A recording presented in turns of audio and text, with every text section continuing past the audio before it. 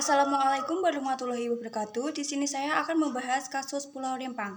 Pada Kamis 7 September 2023 terjadi bentrokan antara warga Rempang, Batam, Kepulauan Riau dengan aparat gabungan dari TNI, Polri, dan Ditpam Badan atau BP Batam. Peristiwa ini terjadi akibat konflik lahan atas rencana pembangunan kawasan Rempang Expo City. Seperti apa kronologinya? Simak informasi sebagai berikut. Usut punya usut, rencana pembangunan kawasan Rempang Expo City telah mencuat sejak tahun 2004.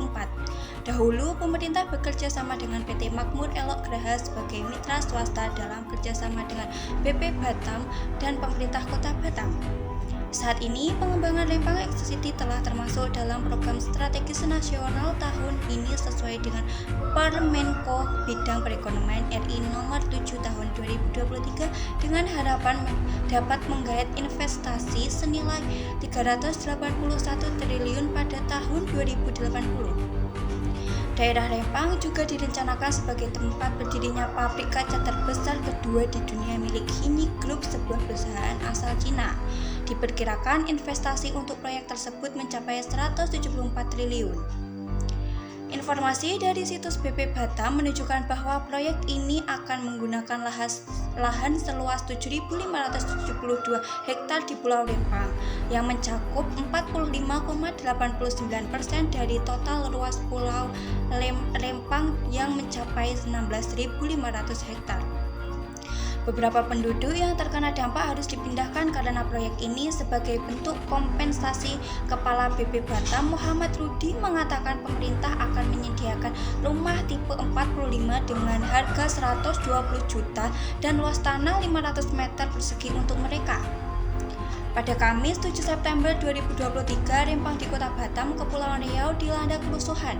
Bentrokan antara warga Rempang dengan petugas gabungan dari Polri, TNI, Ditpam BP Batam, dan Satpol PP terjadi selama proses pengukuran lahan untuk pengembangan kawasan oleh BP Batam. Ketegangan meningkat saat tim gabungan datang ke lokasi dan dihadapkan dengan demonstrasi warga yang menentang pengembangan kawasan. Konfrontasi antara warga dan aparat keamanan memuncak saat gas air mata ditembakkan. Akibatnya, situasi menjadi chaos dengan warga panik berlarian dan terjadi aksi dorong-mendorong. Masyarakat adat di 16 kampung tua Kepulauan Rempang menentang relokasi akibat pembangunan Expo City. Bagi mereka, kampung-kampung tersebut memegang arti historis dan kultural yang mendalam, bahkan sebelum era kemerdekaan Indonesia. Meski demikian, warga bukan menentang pembangunan itu sendiri, namun menentang jika harus direlokasi. Garismen Ahmad, Ketua Keramat Rempang dan Galang, menekankan bahwa warga tidak keberatan dengan pembangunan selama kampung-kampung lama tidak terganggu.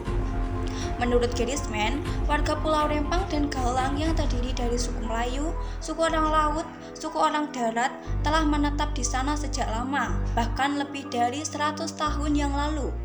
Sejak waktu itu, menurut Garismen, pemerintah pusat tidak pernah benar-benar memberikan perhatian kepada masyarakat adat di Rempang, termasuk soal legalitas tanah yang mereka huni.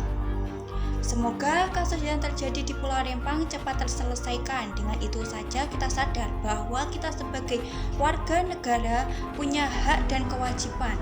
Semoga cepat terselesaikan dengan tetap mengutamakan musyawarah mufakat. Demikian dari saya. Wassalamualaikum warahmatullahi wabarakatuh.